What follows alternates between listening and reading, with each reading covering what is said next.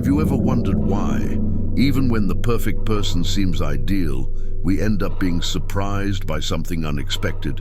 How many times have we come across something that appeared to be the right path, but deep down, we felt something was wrong? Today, we'll walk together through this journey, exploring how the choices and signs we ignore can lead us to unexpected and dangerous places. What would you do if you were confronted with the truth, even when it was right before your eyes? This is the story of a woman in search of love, but who, upon opening the door to the unknown, ends up finding herself in a labyrinth of insecurities, pressures, and perhaps a threat she never imagined. I was never a big fan of dating apps. I always thought meeting someone in person was more natural, safer. But after a complicated breakup, and with my friends insisting that I meet new people, I decided to give it a try. Maybe I was one of those people who thought the unexpected could be a good opportunity. That's how I met Enrique. He was older than me, maybe about 10 years, but his charm and maturity attracted me. He worked as a businessman in the investment field and said he was passionate about classical literature and expensive wines. Apparently, he was the opposite of everything I had ever known, and maybe that was the most intriguing thing. We talked for weeks before meeting in person. He was polite, respectful, seemed to know how to please me. There was no rush, no insistence that we see each other soon. This made me comfortable enough to accept his invitation to dinner. When we arrived at the restaurant, he was impeccable, suited, with a friendly smile and an imposing posture. But something made me uneasy. Despite his friendliness and pleasant conversations, there was something rehearsed in his gestures, in his words. It was as if he had done this countless times, as if he were following a script, and I was beginning to feel like a piece in a game I didn't completely understand. During dinner, he made an effort to be a good conversationalist, to give me compliments at the right time and listen attentively to me. However, I realized that he wasn't doing the same with me. He talked a lot about himself, his travels, his career, but never asked me about myself. Nothing about my work, my family, or my friends, as if my life, my story, was irrelevant. That was just the first red flag. I didn't yet know that I was about to be led into something much more uncomfortable. When we left the restaurant, he insisted on accompanying me to the car. At first, this seemed like a gesture of chivalry, but something inside me rebelled. I didn't want to be followed. I tried to be polite, said my car was right there, but he seemed determined. His insistence was gentle, but the tone of his voice suggested he wouldn't take no for an answer. As we walked down the almost deserted street, my sense of discomfort increased.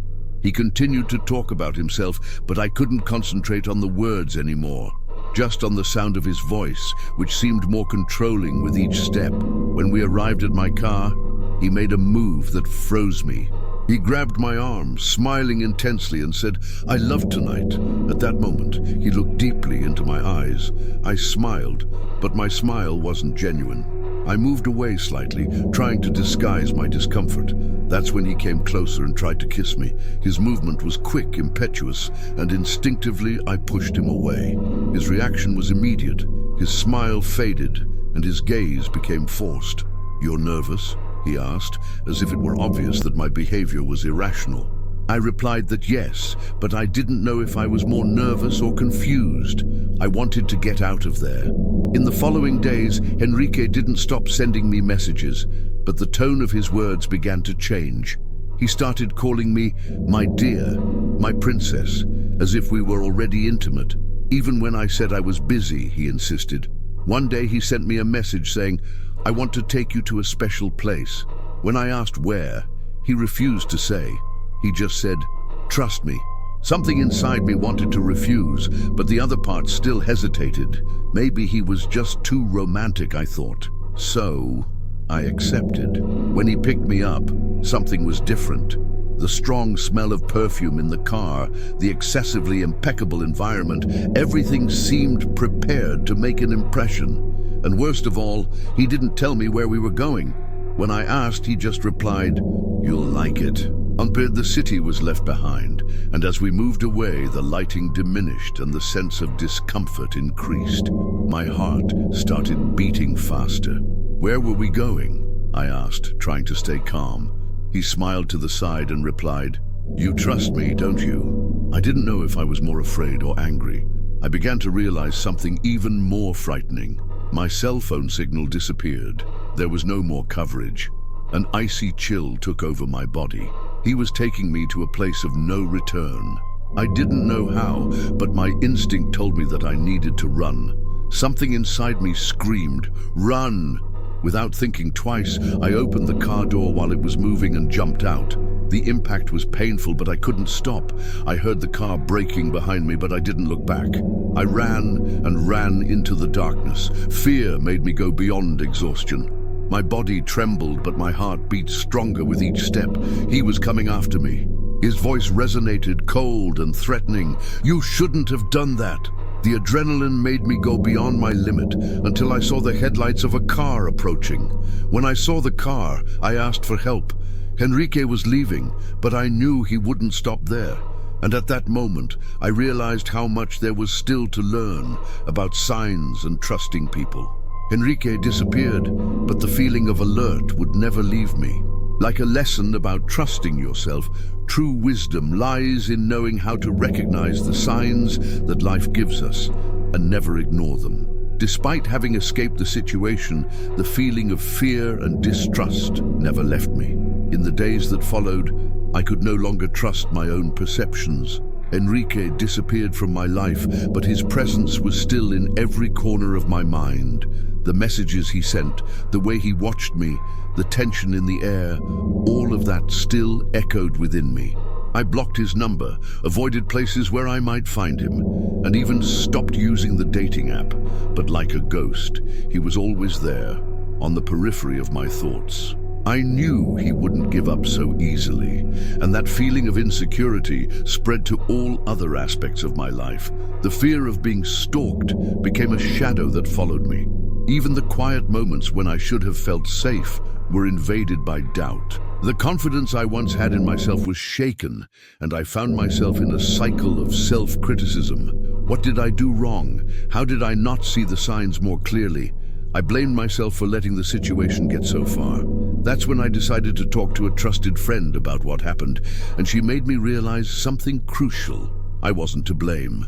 Henrique had manipulated me, and his behaviors were signs of something much deeper.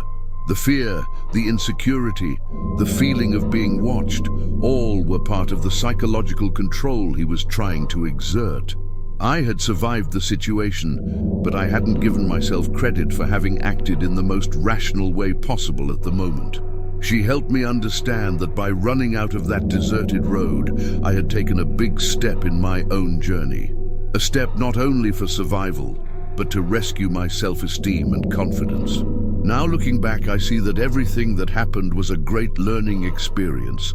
I learned to listen to my own instincts with more confidence, to perceive the signs that I previously ignored, and most importantly, to value my own safety, emotional and physical. It wasn't just about escaping a dangerous situation, but about how to protect myself and respect the limits that I myself established. Enrique may have disappeared from my life, but what he left me was a lesson about self-knowledge and wisdom. Sometimes life puts us on dark and winding paths, but it's precisely there that we can learn to see clearly. Now I understand that no matter how much life challenges us, we have the power to recognize what is good for us and what is bad for us. The real fear is ignoring those signs. And so I move forward, stronger and more aware than ever. The days following Henrique's escape were like a whirlwind. Even with the sense of relief from having escaped, the echo of fear and insecurity continued to haunt me. The truth is that by running away that night, I not only distanced myself physically from him, but also from myself. Something inside me broke, and I didn't know what to do to fix it. Upon returning to my routine, everything seemed different. Conversations with my friends, work, even leisure moments became filled with doubts. I began to question my own choices. How could I have been so blind to the signs that were there all along? How did I let someone manipulate me so shamelessly? This self-criticism was relentless. I felt as if I were constantly in an internal battle between shame and fear, always asking myself if I could have done more, if I should have been more cautious. It was at this moment that I began to realize the weight of not trusting myself. I always believed that I was capable of making good decisions, but that encounter showed me how vulnerable I was to my own insecurities. I began to realize that, for a long time, I had allowed myself to be guided by the expectations of others and not by my own inner voice. The fear of making mistakes paralyzed me and, in a way, made me a prisoner of the expectations and standards that others imposed. The encounter with wisdom. It was a conversation with a trusted friend later that changed my perspective. She made me see that I was not alone in this process. Enrique was a master of manipulation, but it didn't make me less capable of understanding the lessons that life brought me. With every word she said, something inside me began to rebuild. I wasn't to blame. I hadn't made a mistake. I was just learning to recognize the signs that I previously ignored. The key was in learning from this experience, not in torturing myself for it. She reminded me that often the most difficult situations are the ones that teach us the greatest values. From that moment on, I began to look at my experience not as a mistake, but as a turning point, something that forced me to question myself, to better understand what really mattered in my life, and especially to trust more in my feelings and in what I considered right or wrong. The recognition of signs. Over time, I began to realize that the signs we ignore, the small details that make us feel uncomfortable, are, in fact, the voices of our intuition trying to protect us. I had neglected these small voices because I was afraid of seeming exaggerated, of creating a problem where there wasn't one. Now I understand that there is no problem in stopping, in reflecting, and if necessary, changing direction when something doesn't seem right. The fear of making mistakes can trap us, but it is also one of the greatest allies we have, because it reminds us that we are alive and aware. This process of self-discovery was not easy, but it was liberating. Little by little, I learned to listen to myself more. When something bothered me, I didn't let it pass. I stopped, reflected, and made the decision that my heart told me was the right one. This new look at myself began to change the way I related to the world. Regaining control months had passed since that meeting with Enrique, but he, in a way, left marks.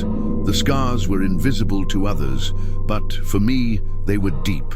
However, instead of sinking into these marks, I learned to use them as signs of growth. It was no longer about being afraid or feeling guilty, but about recognizing my own strength and wisdom. Enrique became a distant memory, a bitter but crucial lesson. I started to regain control of my life. I went back to connecting with my family and friends in a more sincere way, sharing with them not only my joys, but also my insecurities. I learned that vulnerability was not a weakness, but a way to connect more deeply with those around me. The most important thing was the path I traveled within myself. I discovered that true peace comes not from fleeing from difficulties, but from facing them head-on and with a stronger heart. And that's how I learned to distinguish what is really important to me, what deserves my energy, and what should be left behind. Enrique's legacy. Enrique, in a way, gave me something he never imagined, the understanding that the situations that challenge us the most are the ones that teach us the most. He, with his manipulation, made me awaken to the need to respect myself, to trust in what I feel, and to recognize the warning signs that arise in my life. It wasn't about him, but about how I saw myself, and about how I chose to protect myself. The real transformation happened when I stopped looking at what he wanted and started looking at what I needed. And that, I knew, could only be done with time, patience, and above all, self-compassion. Now, looking back, I see that what happened was not a mistake, but a call for me to protect myself, to listen more carefully to my intuition, and to respect my limits. I learned that true strength is not in being unbeatable, but in being able to recognize what can hurt us and move away from it with courage. Today, when I look at myself, I see a woman who has gone through something challenging, but who has emerged stronger and more aware. And more importantly, I see someone who has finally learned to trust herself.